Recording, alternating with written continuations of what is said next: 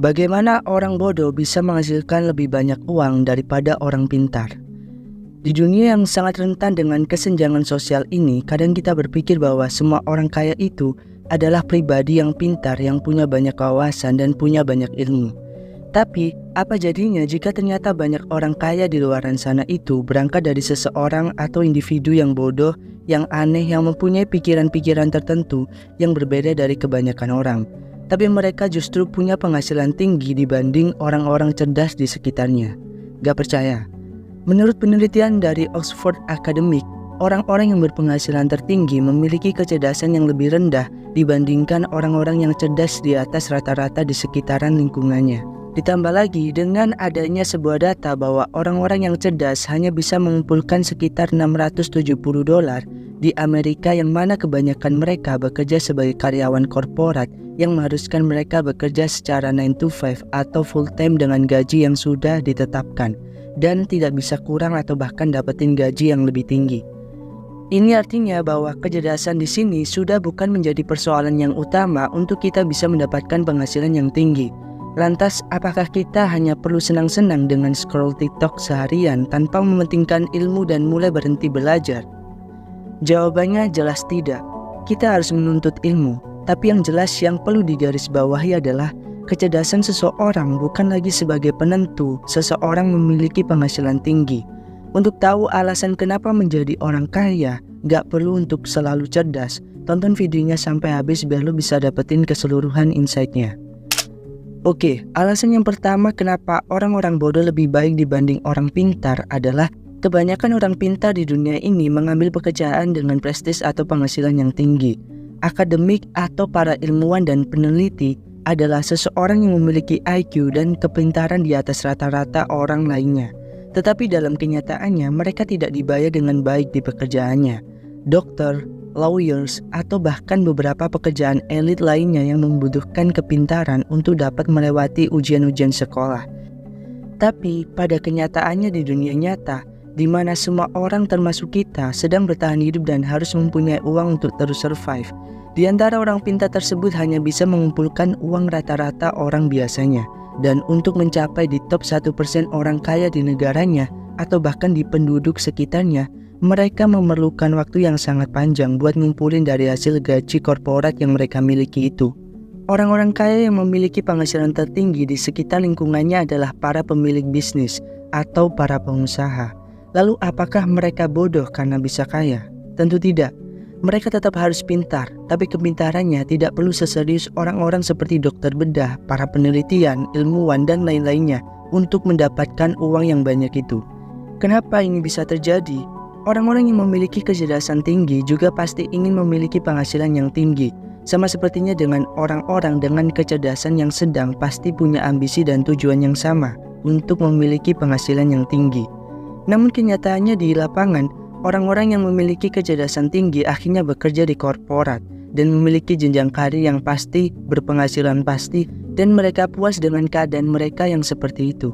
Sehingga karena senang di zona nyaman, mereka cenderung tidak melakukan transisi untuk beralih ke mencari sumber penghasilan lain seperti kepemilikan bisnis, dan mereka tidak mau bahkan takut mengambil sebuah resiko yang mungkin ketika mereka jalankan, mereka akan gagal.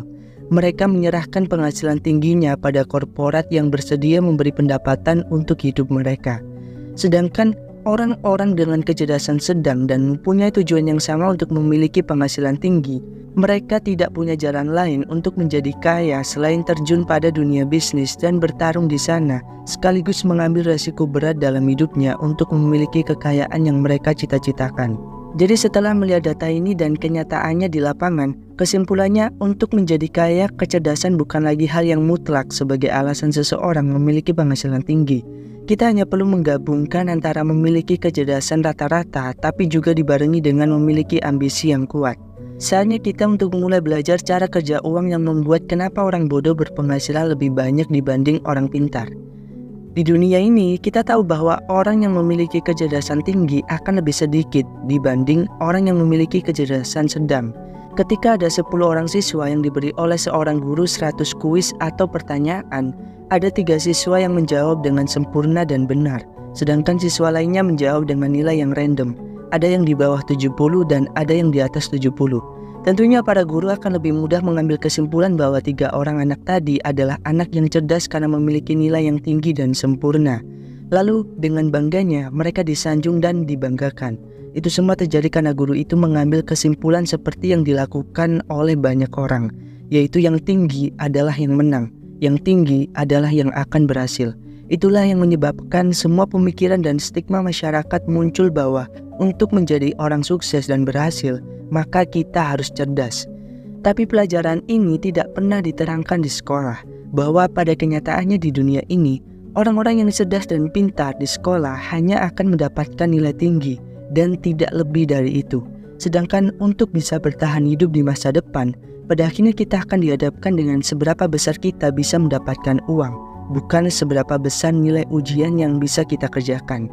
Fakta ini penting untuk mulai kita sadari. Mungkin memang pahit, tapi itulah kenyataan yang terjadi dalam hidup. Untuk menjadi orang kaya bukan dilihat dari nilai ujian, tapi dari seberapa banyak uang yang bisa kita hasilkan. Kalau kita sanggup dan sepakat bahwa bisa kita simpulkan kita hidup di mana di dunia ini kita dikelilingi orang-orang yang lebih banyak memiliki kecerdasan rata-rata atau bahkan kurang dibanding orang yang memiliki kecerdasan tinggi, maka kita masuk ke poin selanjutnya. Dengan sadar akan hal itu, maka orang yang mempunyai kecerdasan kurang kebanyakan mendapatkan penghasilan dari sebuah populasi yang memiliki masalah serupa atau memiliki kecerdasan sedang atau rata-rata. Orang-orang dengan kecerdasan rata-rata cenderung akan lebih relate dengan sosial di sekitarnya, sehingga mampu menangkap masalah-masalah sosial dan mencari solusi seperti apa yang harus diselesaikan sehingga bisa melihat itu sebagai peluang bisnis. Maka terciptalah beberapa produk-produk yang dijual sebagai solusi atas masalah dari orang-orang mayoritas yang pemiliknya juga dari orang-orang dengan kecerdasan rata-rata tersebut. Sedangkan orang-orang dengan kecerdasan tinggi yang menjadi minoritas di dunia, mereka mungkin mempunyai peluang yang sama untuk membuat bisnis. Sayangnya, mereka tidak begitu relate atau begitu terhubung dengan orang-orang dengan kecerdasan rata-rata di sekitar sosial mereka. Sehingga mereka kebanyakan akan hidup secara individual, menamatkan kuliahnya, belajar tinggi-tinggi, dan gambaran yang mereka lihat hanyalah mereka mendapatkan uang sebagai karyawan di salah satu korporat yang sudah mereka incar sedari lama, yang mempunyai penghasilan dan gaji pasti. Dan dari zona nyaman itulah mereka tidak mau mendapati dirinya terjatuh di lubang yang mereka buat sendiri, sehingga tidak punya transisi untuk harus repot-repot memikirkan bisnis untuk hidupnya, menciptakan suatu produk yang menjadi solusi di masyarakat dan menjualnya dan bisa kaya dari sana. Semua hal itu didasari karena kurangnya keberanian mengambil resiko. Siapa sangka di sini kita tahu bahwa sebuah kegagalan justru sangat ditakuti oleh orang-orang yang memiliki kecerdasan tinggi. Nah, sebenarnya ngomongin ini sangat sensitif sekali mengingat kultur di Indonesia dengan masyarakatnya masih lekat dengan stigma bahwa kalau mau kaya kita harus pintar, kita harus berpendidikan tinggi. Dan gak jarang semua lowongan kerja di sini masih banyak yang menggunakan patokan nilai IPK atau mungkin ijazah sebagai bahan pertimbangan. Yang mana fenomena ini sebenarnya lumrah terjadi, yang mana menurut gua pribadi itu bukan hal yang negatif. Kan dengan seperti ini akan banyak orang yang tidak kuliah, yang tidak sekolah, akan berusaha keras untuk memutar otaknya dengan bagaimana caranya kaya tanpa harus bekerja di korporat, sekaligus mematahkan stigma masyarakat bahwa untuk kaya kita harus pintar, kita harus jadi PNS, kita harus kerja di korporat, bekerja 9 to 5 untuk mempunyai kualitas hidup yang tinggi. Dengan adanya kesenjangan ini membuat orang-orang di kalangan bawah yang gak sekolah, yang gak kuliah, gue harap punya pemikiran positif tentang gimana caranya mereka harus tetap kaya dengan jalan lain, seperti bisnis owner, menciptakan produk dan UMKM yang menjadi solusi masyarakatnya, dan sekaligus mematahkan stigma yang ada di masyarakat. Well, sebenarnya gue sangat senang dan sekaligus mengharapkan pertumbuhan pengusaha di Indonesia akan lebih meningkat, karena menurut data pada tahun 2013, jumlah pengusaha di Indonesia hanya sekitar 39,44 juta. Sedangkan pada tahun 2023 kemarin, menurut data dari kata.co.id, pertumbuhan jumlah pengusaha di Indonesia sudah sampai di angka 52 juta. Nilai itu adalah jumlah akumulasi dari pewirausaha yang mapan dan yang masih pemula atau yang masih baru memulai. Dengan adanya pertumbuhan ini menunjukkan bahwa semakin banyak orang yang tidak memiliki kesempatan bekerja di korporat karena terhalang oleh persyaratan tertentu seperti harus lulusan SMA atau bahkan sarjana. Mereka bergerak secara individu, bertahan hidup dan mengumpulkan uang dengan cara mereka sendiri. Gue sangat mendukung pertumbuhan ini karena dengan banyaknya perwirausaha di Indonesia, maka akan semakin banyak lapangan pekerjaan. Karena mengingat menurut data 9,9 juta Gen Z di Indonesia dan itu adalah angka yang cukup besar, mereka itu adalah pengangguran. Dan semoga dengan adanya pertumbuhan wirausaha di Indonesia ini bisa mengurangi angka itu, sekaligus menciptakan wirausaha-wirausaha lain yang akan sukses dan menciptakan lapangan kerja yang lebih luas lagi, sehingga pertumbuhan ekonomi di Indonesia akan semakin baik. Nah, itu tadi adalah alasan kenapa orang bodoh lebih banyak menghasilkan uang dibanding orang pintar. Itu dulu pembahasan di video kali ini. Kalau lo suka sama channel Uang Krabs ini, jangan lupa subscribe, like, share, dan komen, dan dukung terus channel ini karena kita akan mengupayakan untuk upload setiap hari.